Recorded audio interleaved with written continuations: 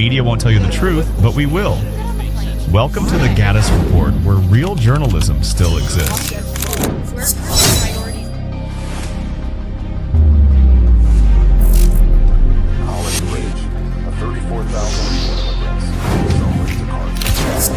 The Gaddis Report.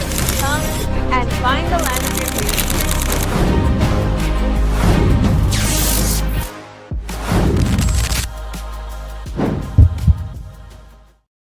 Welcome back to the Australian National Review and the Gaddis Report. I am joined today by Stephen Williford. He is a Second Amendment enthusiast, I would say, and has definitely worked and tried his best to preserve our freedoms to bear arms in this country as they are slowly but surely being stripped away every year.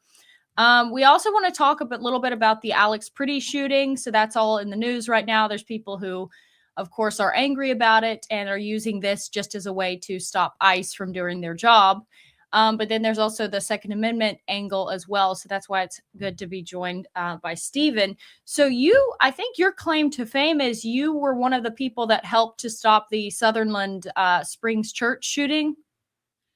Yes. Yes. In Sutherland Springs, shooting people. I ran across the street with no shoes on and engaged him, and he had on Class 3 body armor, ballistic bulletproof helmet. I engaged him and I hit him 6 out of 6 rounds, and he missed me several times, and I won and he lost. Wow. So it was an attempted or church shooting, rather. Sorry. Yes. Well, Wow. It wasn't attempted. He murdered 26 people. Yeah.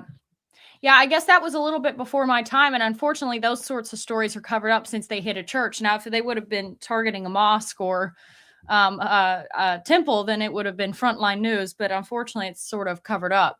How did you just hear the shots, or how did that occur? Actually, my daughter made me aware. She was living with us at the time, and she was up washing dishes that morning. She heard the shooting and came into my room and made me aware of what was going on. And I ran to a safe and opened it up and grabbed a rifle, ran across the street. Wow. So tell us a little bit about your background with firearms and the activism that you've been doing to try to preserve our Second Amendment. So I grew up on a farm here in Sutherland Springs. I'm fourth generation on the same property. I was taught to shoot at about 5 years old and became an avid hunter and used my gun to take care of predators, to keep them away from our animals.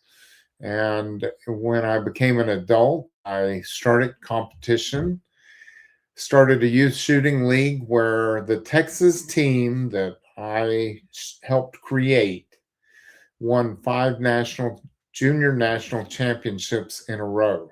Wow. For Texas. And one of our young ladies went on and she set women's collegiate national record with a pistol. So I was very much into guns. What you see behind me is a lifelong collection, and where I love to shoot, I love to hunt, I love the sport. It's like golfing, but for men. Right. Yeah, absolutely. Well, and that's you proved how the Second Amendment was intended for, not just for recreation, because a lot of people are like, well, why do you need an AR-15 if it's just for hunting? It's like, well, it's not just for that. It's also for self-defense. It's to keep a tyrannical government at bay, and then obviously to protect your own home and your livestock and your farm. And that's how it was intended for. And people unfortunately exploit these tragedies every time. And it's never like, let's crack down on crime. It's just, let's take away guns from the legal gun owners. So is that how you would see it as well? Absolutely. And understand every law you pass will never matter to a criminal. Right. Why they're criminals? Because they don't care about the law. Yeah. So any law you pass only affects law-abiding people. Yeah. Well, I think a perfect case in point is like New York City and Chicago, which has basically extremely restrictive gun laws. You basically can't even have one there. Even California is pretty bad. And then the gun violence is through the roof because it's just how it is. Like, you won't be able to protect yourself, but they'll make sure that they allow the criminals to have guns so they can terrorize the rest of us. And that's kind of what we're living in right now. And also, Chris Bird wrote a book, and the subtitle to his book is "When Seconds Count, Police Are Only Minutes Away." Yeah.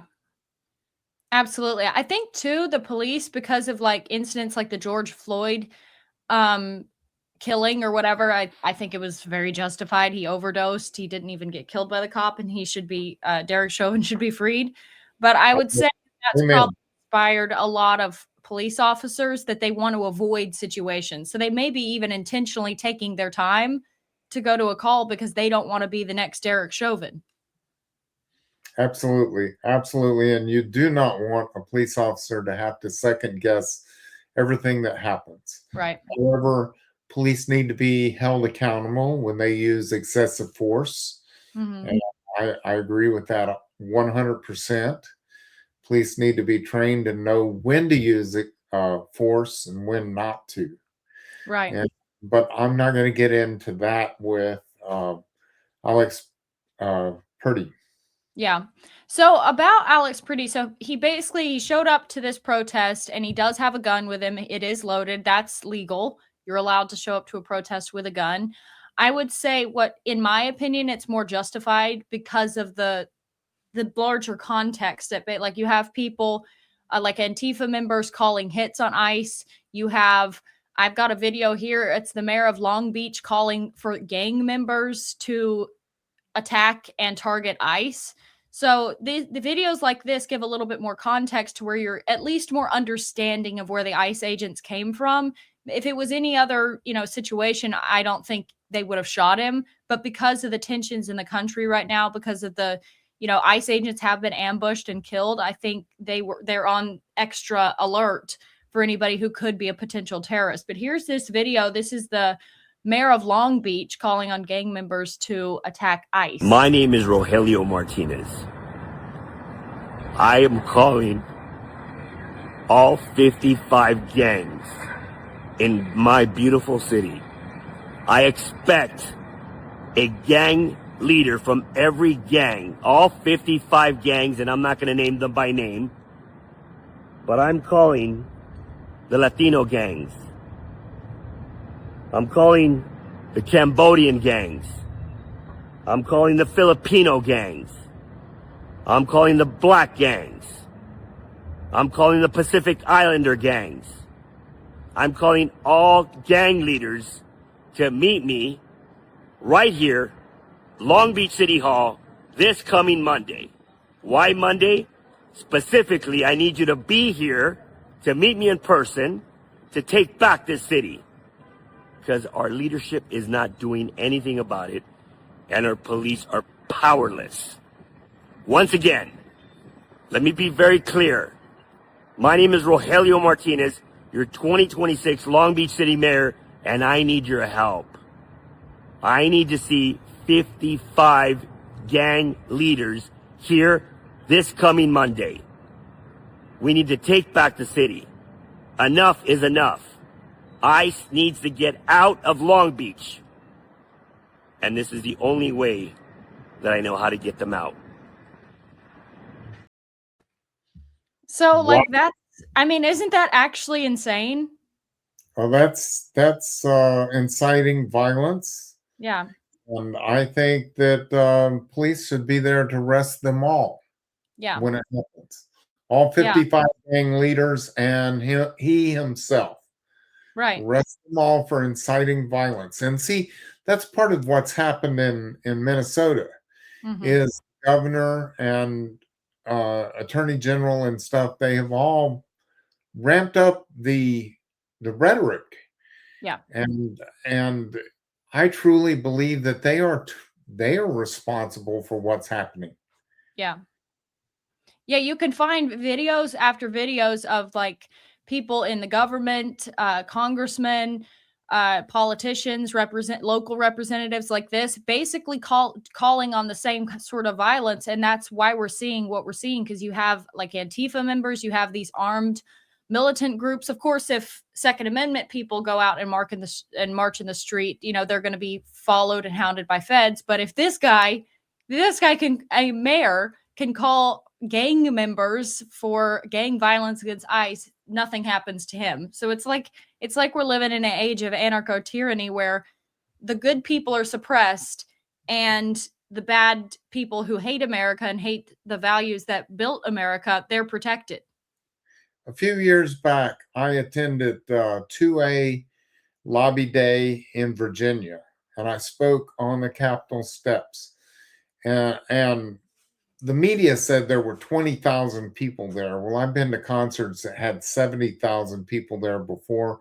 I would say this was more like 100,000 people. So they underestimated how many people were there. Maybe on the Capitol grounds itself, maybe there were 20,000, but they were lined up in the streets. And almost everyone there that were off the Capitol grounds had at least one gun on them, and some of them had two. And I walked the streets after it was over, and I met with people out there. And when it was over, when the rally was over, look at the difference. There was nothing burned. Yeah. All these people, and this was an army. Yeah. Make no mistakes. If they wanted to do something, they could have. And there'd be nothing anyone could have done about it. And when it was all over, I saw pickup trucks emptying the trash cans on the city streets, sweeping up, putting new trash bags in the city trash cans, and cleaning up after ourselves. I was never so proud to be a conservative part of a march like this, of a rally. And all these people were armed and no one got hurt. Yeah. Can you see the difference of what we do and what the left does? Right. And that's what they need to be crushed. Like, the problem with the administration right now is, I love what the rhetoric. I'm glad that they're like cracking down hard, but it seems like, are they going to go all the way? Like, they need to start making arrests. They need to absolutely crush the left. Or if we get a liberal as the next president, or we get a different administration, they're going to come back with a vengeance, and they are going to subpoena people. They will impeach our guys. They will arrest us, and they'll take away more of our freedom. So these people are not protesters. These are like violent insurrectionists. It's funny how they threw the Insurrection Act at the January 6th protesters who were just protesting, but these people who are actually causing insurrection, nothing happens to them again. Even like Don Lemon leads a charge into a church, which is completely illegal, and gets away with no charges. Which, by the way, I spoke on a stage on January 6th. Yeah. I was there. There was no insurrection. I was there. I saw it. You're right. Exactly. Well, and what does it make? You have to plan an insurrection. If you're going to say, we are taking over the government, there needs to be plans. There needs to be like a armed militia. There was no plan. These were just grandmas showing up. These were middle-class working people showing up. And you have feds, and this has been proven in court, that were in there inciting the violence. The only person that got killed was our people. Ashley Babbitt dies by a DEI hire who should have never been there and should have never been in that position. But yet these people, it's just very sad what's going on. And at the end of the day, anytime something like this happens, like I said earlier, they just exploit it to take away our gun rights. And just understand, he's asking not for peaceful protests. Right. He's asking for gang leaders to show up. Yeah. And why is he asking for gang leaders? Is he asking for gang leaders so that they can bring the milk and cookies to the rally? I don't think so. He's asking for gang leaders so that he can incite his own violence. Mm-hmm. Yeah, and I'm surprised that a lot of people are sort of like caving on this. Unfortunately, the optics war, the media gets out. It's just like when Trump started deporting people, it was kids in cages, and the people just like seem to buy this rhetoric, and then they're like, oh, stop the mass deportations. If we don't get these people, like, Did you notice too, the gangs he's calling on are like foreign national gangs as well? It's like not even Americans. It's like, why are foreign nationals forming militant gangs and being called to attack our agents doing the job that we elected Donald Trump to do? And then you wonder why we want them deported. Right. Because he's Exactly. admitting they're foreign national gangs Yeah. in our country. That's why we want them deported. Right. That's why we don't want them here.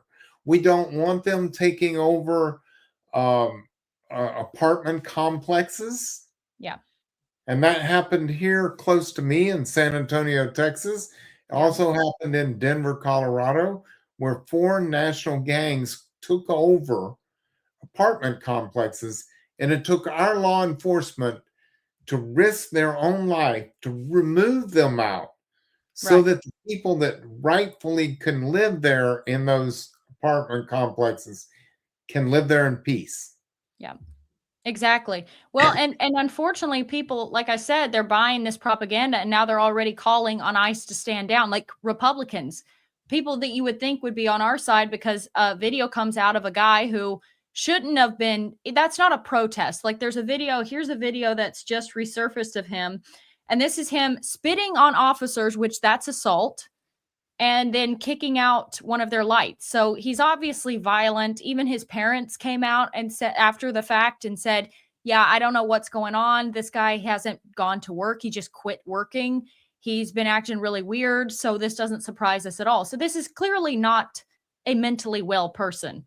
This is a moment the news movement filmed on January 13th in Minneapolis, showing a man who appears to be Alex Preddy interacting with federal immigration agents 11 days before Border Patrol shot and killed him.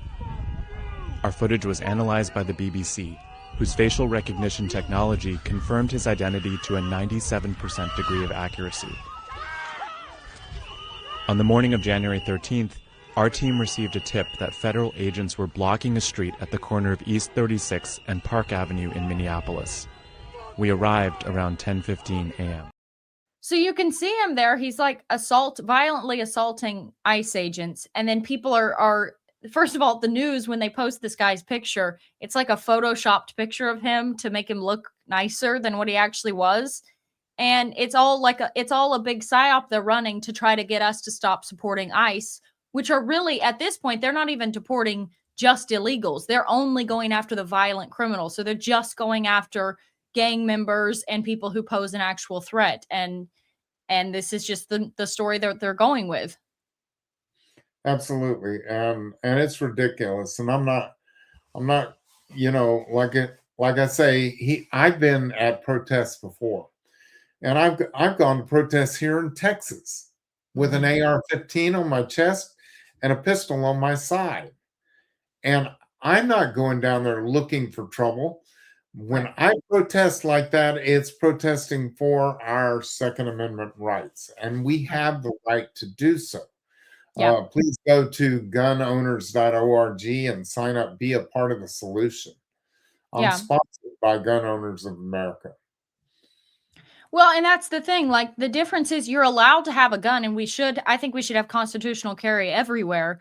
But the difference is when you show up to a protest with a gun, you're not attacking police officers. You're not spitting on them. You're not kicking out their taillights. You're not laying hands on them or engaging with them. You're sitting on the sidewalk. You, fill out a petition to have the protest. You do it all legally. So there's all the difference in the world. This is the same. In this instance, when he starts engaging with officers, how is that any different than if a cop pulls over somebody who's acting suspicious and then they try to resist arrest and they also have a gun on their side?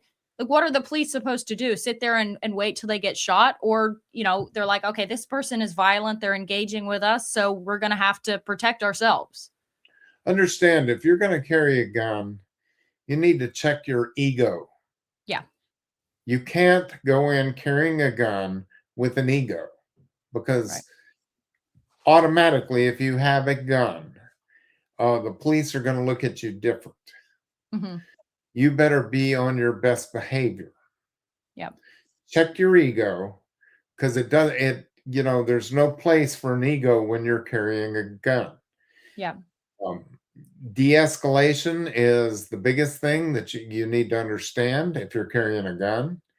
Um, check your ego. Be a responsible person. If you want to go out there and exercise your First Amendment and you're exercising your Second Amendment at the same time, then do it peacefully. Right. That gun is only to save your life in case something serious goes down. And that's it. Yeah. Okay. Another question that I see people saying this all the time whenever they see arrests or even like this situation, they're like, well, why did they have to shoot him 9 times? Why couldn't they have just shot him once? And I've heard from like gun owners and other people that sometimes when you're engaging with someone, especially as a police officer, you don't know if they're on some sort of drug where if you just shot them once, they'd still be able to charge you and either stab you or shoot you. So that's why you have to basically mag dump in them. Would you say that that's true? Well, I don't know about a mag dump, but I got in a shootout with a crazy man that had on class 3 body armor, ballistic, bulletproof helmet. I fired 6 times. All 6 of them hit him. He was able to get into his vehicle and flee the scene. I flagged down a truck. We chased him 11.6 miles. Wow. And you want to ask me why I shot him 6 times? Right. Because the first 5 didn't stop him. Even the 6th one did not stop him. And I was afraid he was going to go to a second location and kill more people. Mm-hmm. Well, and that's an excuse that I see that they push to try to defund police. Now they're trying to defund ICE as well. Is they're like, well, these people, it's an overreaction. They shouldn't have shot him that many times, but they don't understand. They're not in that situation. They're not surrounded by a howling mob, kind of disoriented because these people are all screaming at them. They're spitting at them. They're blowing whistles, and then they don't know if one of these are going to be one of those crazy gang members that were sent to kill them. So I think there just needs to be a little bit more understanding for ICE and for their position and what they're dealing with. And That's so kind of my position on it. I will tell you, until you're put in that position, Right. you don't have any idea what it's like. Yeah. I can tell you because of what happened with me, I do know what it's like. And that officer, all he cares about is going home to his family that evening. Yeah. If he feels like him or his other fellow officers are in danger, he's not going to stop until the threat stops moving. Right. Now, Exactly. again, I'm not saying that what he did was justified or not, because I wasn't there. And I've seen some AI that Yeah. had taken, and on both sides, one that was taken where they did an AI where the guy had his cell phone in his hand, and another one where the AI was taken where he had a gun in his hand. Both sides are trying to use artificial intelligence, and the only real ones are the body cameras and the videos, the original videos from the people that videoed around them. And Right. I'm glad people are out there videoing these things, because, when you're videoing and you have a certain perspective that you want to show, it might not show your perspective because the video camera is not going to show just what you want it to. Right. Exactly. Well, it's kind of like the when Renee Good was shot.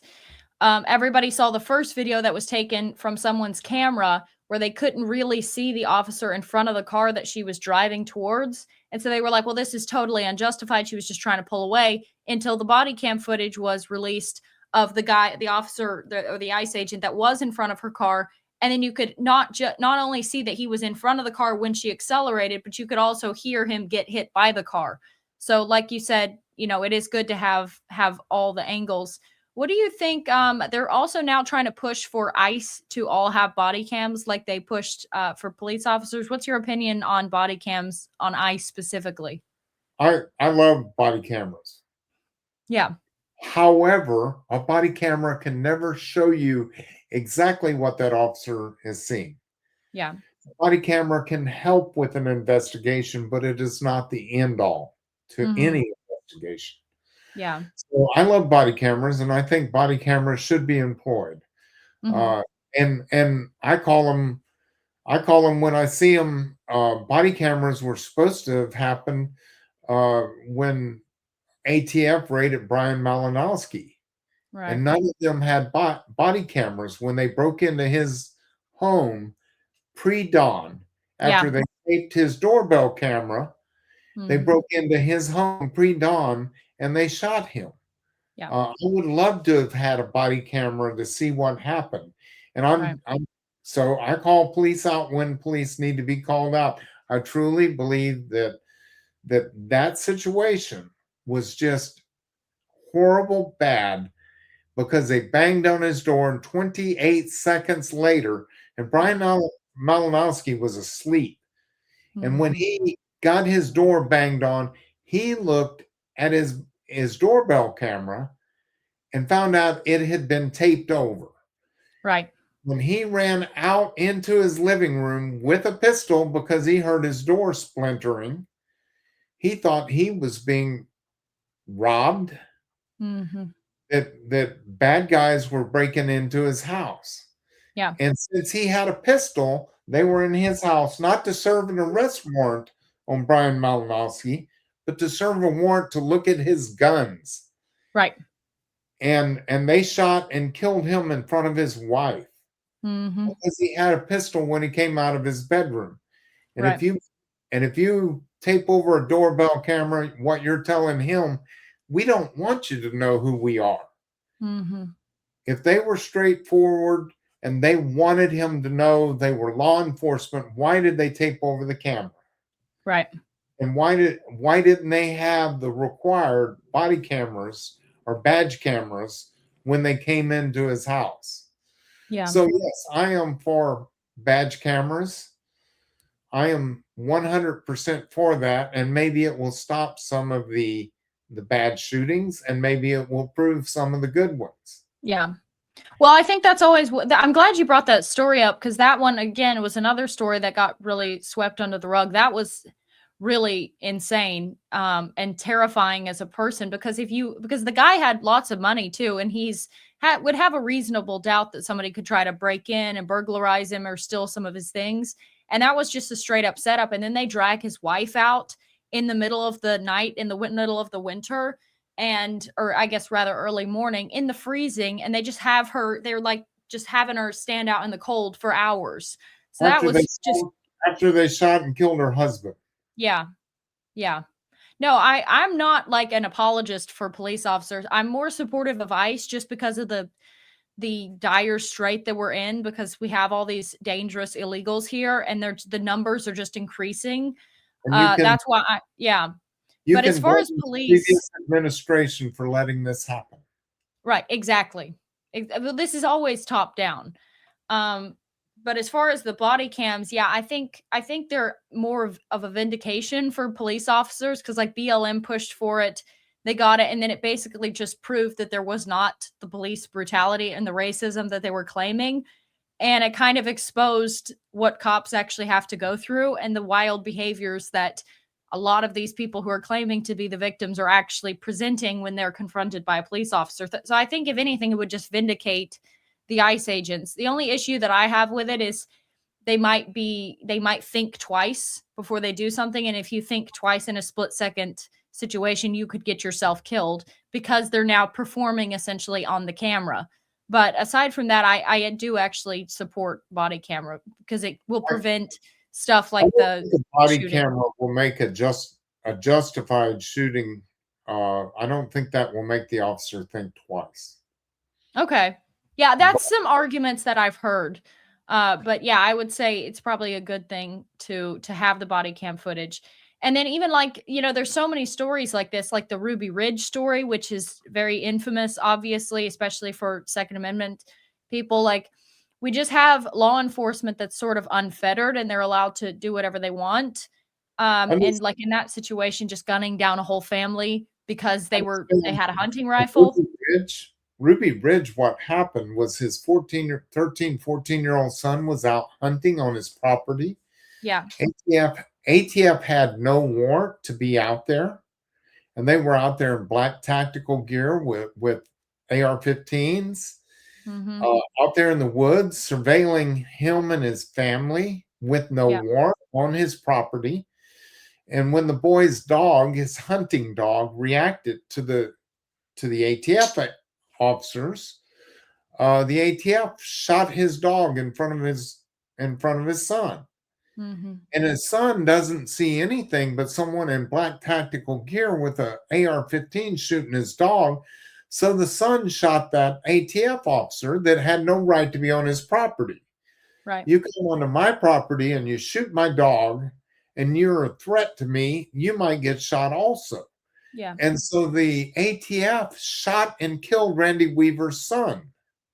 And then as Randy Weaver is dragging one of his friends back to the cabin that the ATF also shot, his wife opened the door holding their 10-month-old baby in her arms, and a sniper shot her through the window of the door in the head, killing her. So his son was murdered, his wife was murdered, and his friend was shot also, all before he ever figured out they were law enforcement at all. Right. Randy Weaver thought he was being assaulted, and he was. They had no right to be on his property to begin with. I think getting these people dressed up, especially in like plain clothes, these plainclothes detectives, I'm sure it's, in some cases it's justifiable, but I would say I'm opposed to that, because if you're just coming onto somebody's property and you see somebody in plain clothes, they don't look like a police officer, like what else are you supposed to think? Are you not supposed to defend your property? I'm kind of opposed to that, honestly. They weren't in plain clothes, they were in black tactical gear. Okay. And not identifiable by any kind of identification. And the fact is they didn't have a warrant, so it doesn't even make any difference. And I can go buy a body armor and put ATF on it. Yeah. There's no identification, there's no proof, and with no warrant, I don't care if you are a legitimate officer or not, you have no right to be on my property. Right. Why do you think that whole thing happened? I don't think anyone really knows the true story. I think the justification was he had written a bad check or No, something like that. no, What was the behind the scenes of that? So the ATF was trying to establish an inside man for a separatist group, for a white supremacist group. And they needed an inside man, and they approached Randy Weaver and asked him to be their inside man. Randy Weaver was a former special forces. They wanted him to go undercover against this group. And Randy Weaver said he would not. And so they got Randy Weaver's, one of his friends, to go over and ask Randy Weaver to cut the shotgun barrel off of one of his shotguns to make it a shorter shotgun. And they marked the barrel off intentionally for Randy Weaver to cut the barrel off 1/4 of an inch shorter than legal. Randy Weaver cut the barrel off, then making a felony. One could say very much so that he was entrapped in that. That's entrapment, because they marked the shotgun barrel off so that they could try to force him to be undercover to make it into this separatist supremacist group that Randy Weaver wanted nothing to do with. And when he refused to do it, even with that, they were going to prosecute him for cutting a shotgun barrel off 1/4 inch too short. And Randy Weaver did not go to court. He didn't show up. And it was all because they wanted him to do something that he did not want to do. They have no right to coerce you into being their informant and to go to meetings to something that you don't want anything to do with. Right. Wow. Yeah, I didn't know that. I figured it was probably something political. That was always my gut instinct, but I didn't. The story I heard that he had written a bad check and that was their justification, but that's probably just completely false or whatever. But wow. And you know what's also funny about that? Like, you have the feds trying to infiltrate some group of guys who have racist opinions, which last time I checked, that's not illegal. And yet you can have black supremacist groups. You can have these gangs, like in that video we showed, gangs from foreign nationals forming gangs. And where's the surveillance about that? It's just, let's just persecute the heritage Americans in our own country, on our own soil. Absolutely. And there was one of our former Army Rangers, as a matter of fact, arrested January 6th because they wanted him to infiltrate also, and he refused to do it. They charged him with trespassing on the White House, or on the Capitol, rather, not the White House, but on the Capitol. They charged him with trespassing. He never even entered into the Capitol. Yeah. And they arrested him, didn't give him any due process. Yeah. And they put him in prison for a long time without ever even being able to speak with an attorney or anything else. Mm-hmm. And Which again, January 6th just feels like a whole setup. I mean, is that not coercion? Is that not a setup as well? They're entrapment. If you have federal agents in there inciting the crowd, trying to start a riot, is that not incitement? that to my everything, I believe it is 100%. I did not go into the Capitol. Yeah. As a matter of fact, the reason they didn't even interview with me is because after I spoke on the stage, the mayor of DC had taken away all the porta pots in the whole place, thinking that we wouldn't show up if she took away all the porta potties. Right. And I had a hotel room that I could see from the stage, and the people that were with me needed a bathroom break. So we walked to the hotel room when they breached into the Capitol. We were at my hotel room for a bathroom break. Right. And that's why I was not even down there when they breached the Capitol and stuff. Yeah. So, it's crazy. And I think all of it was a setup. I think if I had been on the Capitol grounds, they may have tried to arrest me. Yeah. But I never was. Well, I'm surprised they didn't, because who was it? It was one of the Proud Boys, Enrico Tarrio, I believe. Wasn't he sentenced to 20 years? And he was in his hotel room just watching. He didn't even go to the event.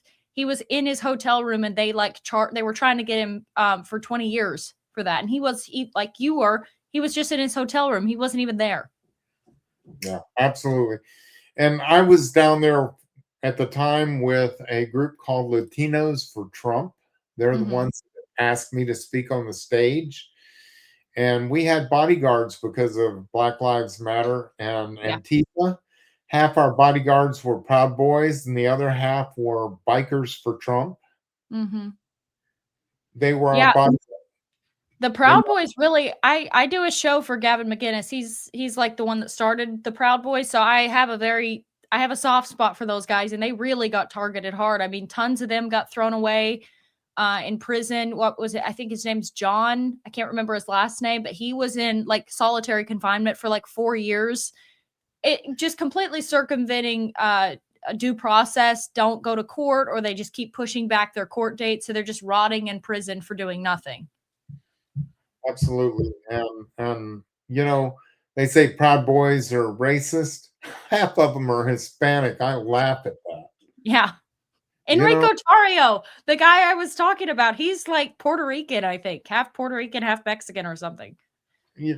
It's ridiculous. I think we had one that was with us, and he was black, and he was part of our bodyguards for this event. Yeah. And he's former Army Ranger. Yeah. So, and from what I understand, I was told that when they did go on the Capitol grounds, he was with them, and one of the Capitol Police hit him with a full swing with a baton in the side, and he just turned and looked at him and said, "Really? That's what you want to do?" Yeah. Later, he said, "I think I've got a couple of broken ribs from that," but he didn't even flinch when that guy hit him in the side. Yeah. And he never retaliated to the Capitol police officer that did that to him. Right. No, that was such a disgrace, honestly, and I just can't believe how they got so persecuted for that. And little old ladies, the feds are tracking down like old ladies at their homes who just went there holding like a Trump sign or whatever. And yet these people are allowed, like you saw the I think it was the LA riots, maybe it was last summer, where you have the Latino gangs and groups and they're out just burning Los Angeles just like BLM 2.0, and no arrests, nothing happens. But let's make sure we hound down patriots who are middle class workers and showed up to a protest because they justifiably believed the election was rigged, which it was. And I think the proof is coming out on that all the time, more and more all the time. Yeah. I was on a radio show and I said, he is not my president. And he said, you mean the duly elected president, Joe Biden? He said, he is your president. I said, no, he's not, because the election was rigged. And he called me crazy and a radical. Yeah. And now guess what? Everything that we have said is being proved. Yeah. Well, and I mean, as far as gun restrictions, it seems like I haven't heard much. Thankfully, under Trump, Trump's pretty good on guns. I know under Biden, we lost a lot. And even Kamala Harris, like she basically ran on, I'm going to ban assault weapons. Are they still pushing hard to try to get assault weapons banned? I know even when you go into the store, like I remember, because I was raised on a farm too, and we would just go to like Walmart to get ammunition and guns and stuff. And even now, it's like you have to jump through so many hoops to get a gun these days, as opposed to like 10 years ago. Oh, you are so young. When I was a young man, you could order a gun from the Sears catalog. When I was in high school, I was part of the FFA, Future Farmers of America. We sold magazine subscriptions for fundraisers. And I got on my motorcycle and I rode all around Wilson County here in Texas, and I sold magazine subscriptions. And since I sold the most magazine subscriptions, I won a Marlin 22 semi-automatic rifle. Wow. And the school awarded it to me in our auditorium. Wow, those are the days. And I don't think we could ever go back to that unless something drastic happens. We get somebody really radical. It's like, let's actually make America like it used to be. But we used to have freedom to do things like that.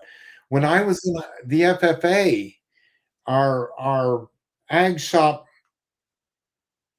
we would be required to carry a sharp knife with us because our ag shop, our FFA, had show pigs, and it was an hour-and-a-half class, and our ag teacher would take us out to castrate hogs on his property. There were show hogs for our FFA. And we were required by him to carry a sharp knife to be able to do. Now it was terrible because it was right before lunchtime, so we'd all show up holding down pigs and stuff, and we'd have blood on us and everything because we'd been castrating hogs. But that was the time. That was what it was like as I was growing up, and there was way less crime then than there is now. Well, people were more respectful. I think and that's why you see even like the divide between people who were raised in the city as opposed to the countryside. Like, even the difference between peoples is extraordinary in the country because there's less crime because they know more people could have a gun. If you are a criminal in a town where most people, at least maybe even 50%, have a gun on them, you're not going to try anything. Burglaries are going to be low because you don't want to get shot.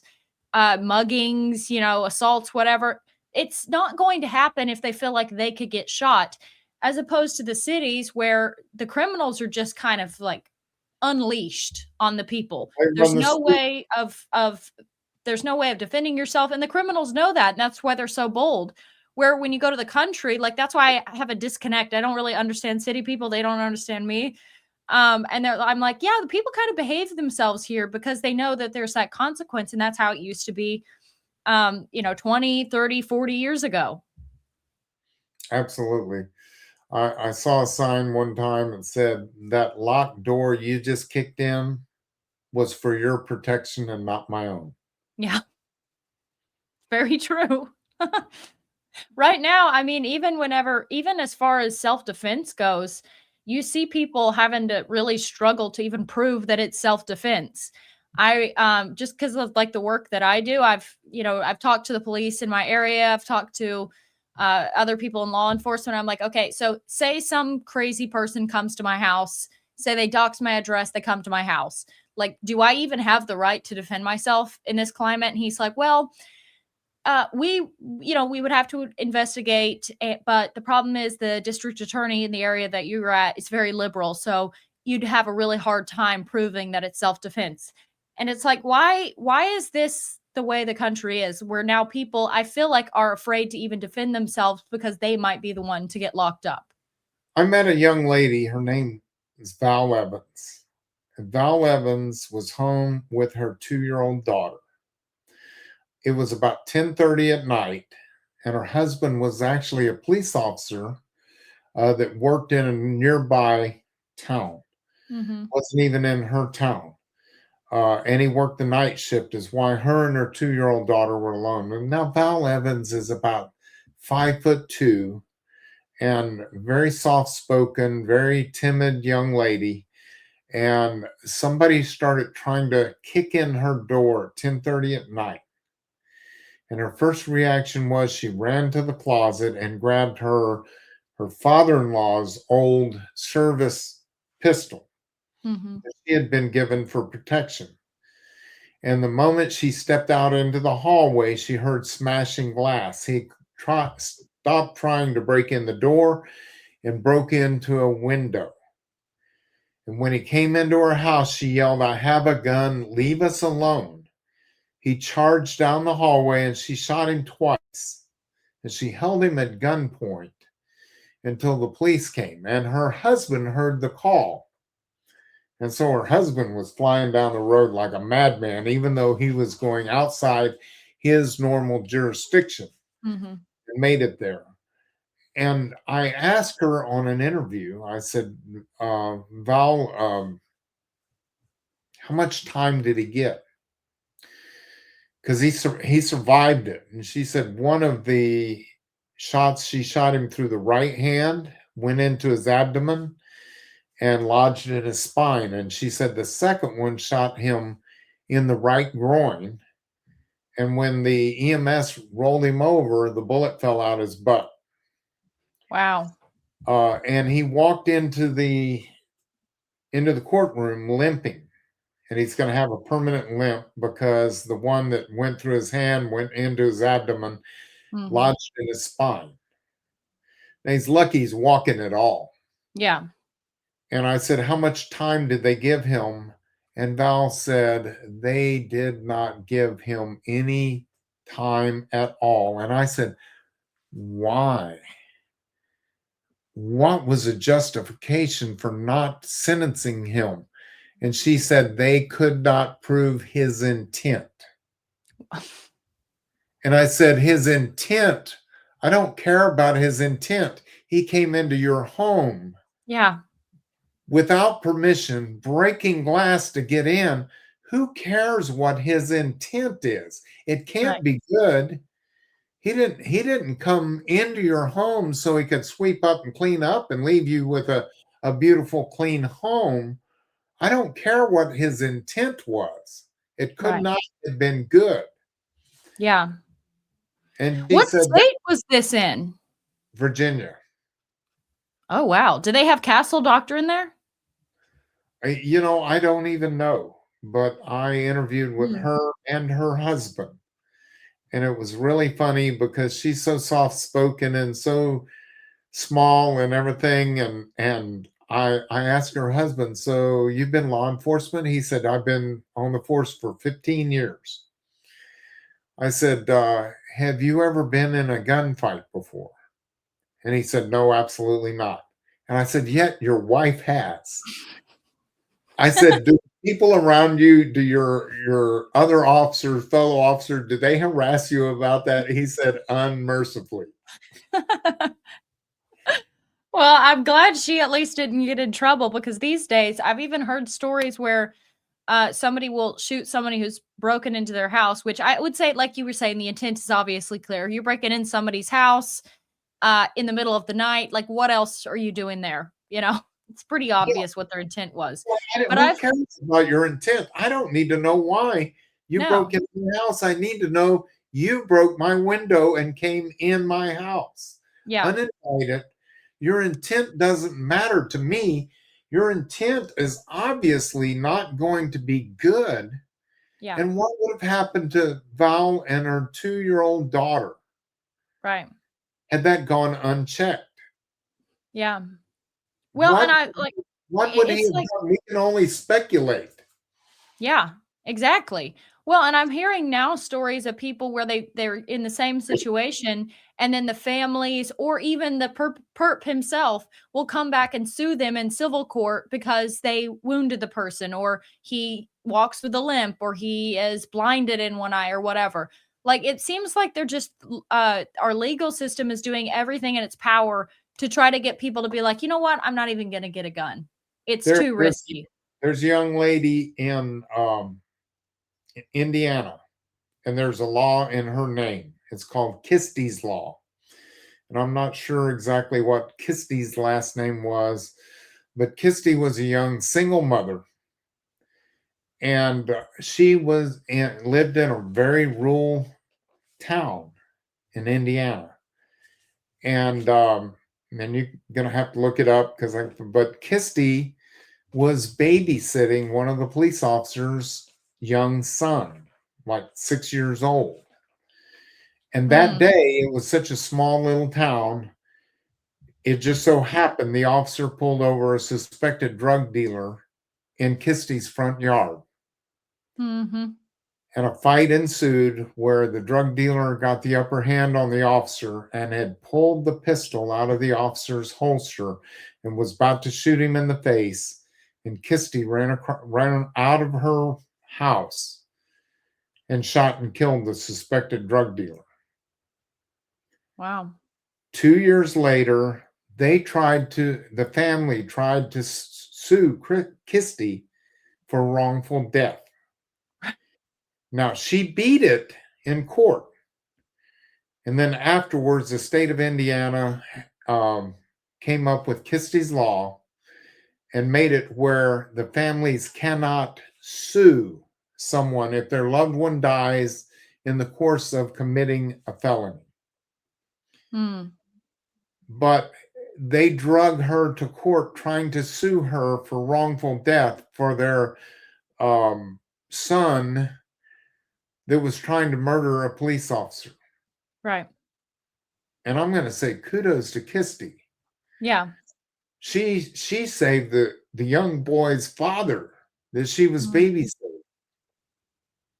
Wow.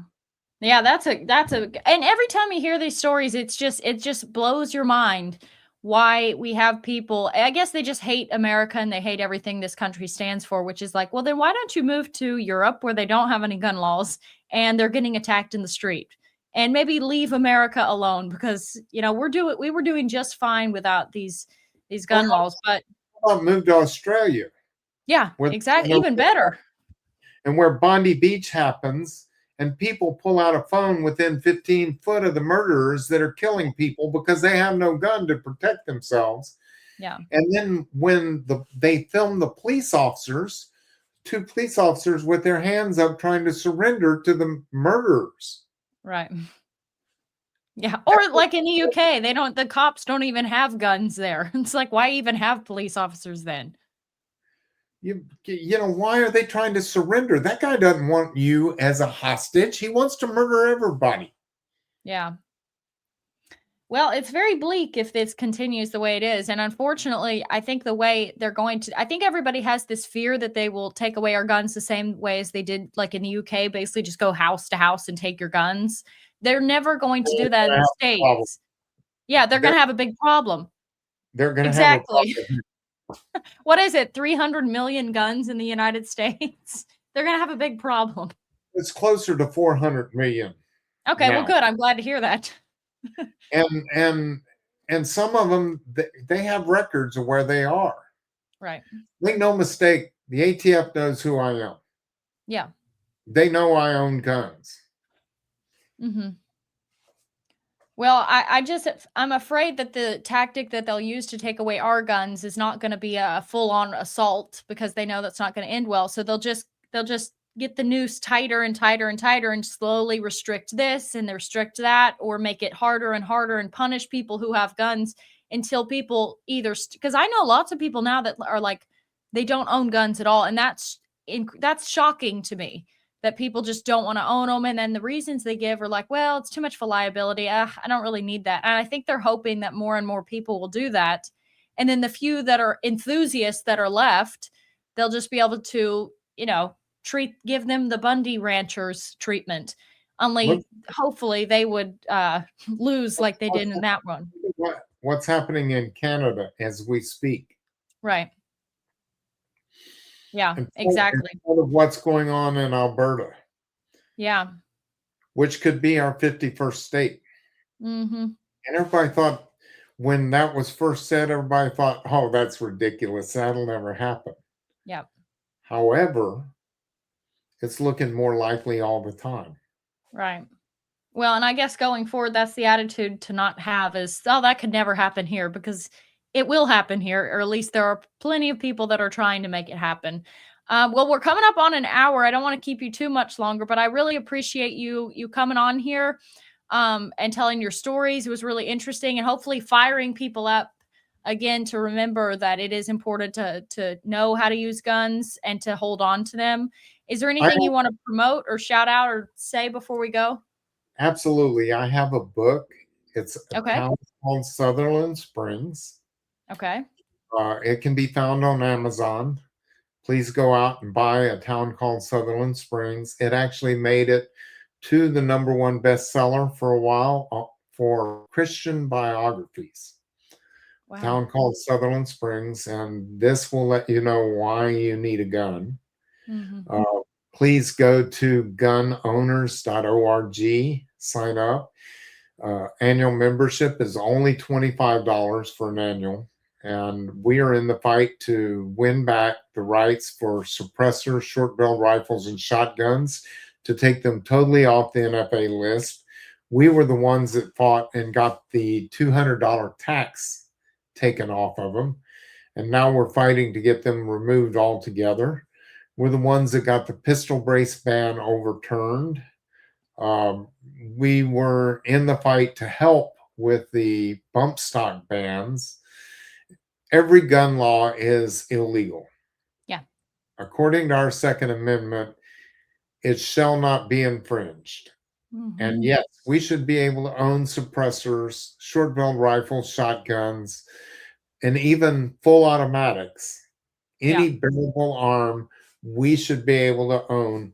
And just understand, when Joe Biden said, oh, it was never illegal, or it was never legal to be able to own a cannon, it is still today and was then. Yeah. Most people can't afford a cannon. I would unfortunately love that. If anyone is donating a M1 Abram tank, I have a good place for it. I'm just saying. That's how I feel. I feel people should be able to have the right to have whatever weapon or gun that they want, including and notwithstanding tanks. That's how I feel on it. But anyway, thank you. What were you going to say? Here in Texas, we've got a ranch that advertises come drive and shoot a tank. Ooh, I might have to come check it out sometime. That sounds fun. It's absolutely out of my price range, but I'm glad they do it. That's kind of cool. That is true. Hey, that really gets people fired up. Let them go drive a tank. Well, thank you so much for your time. I really appreciate it. It was a good time. I'll see if I can post some clips of this on YouTube as well. Unfortunately, YouTube, even though it's a United States company, I think even if there's a picture of a gun or a background with guns in the No, I do background, YouTube. that will be banned. No, I do YouTube all the time. They don't want you disassembling or reassembling one on YouTube. Okay. You can have pictures like I do it all the time on YouTube. So you can, that's fine. Yes. Well, there you go. All right. Well, thank you so much. I appreciate it and have a great rest of your day. You too. God bless.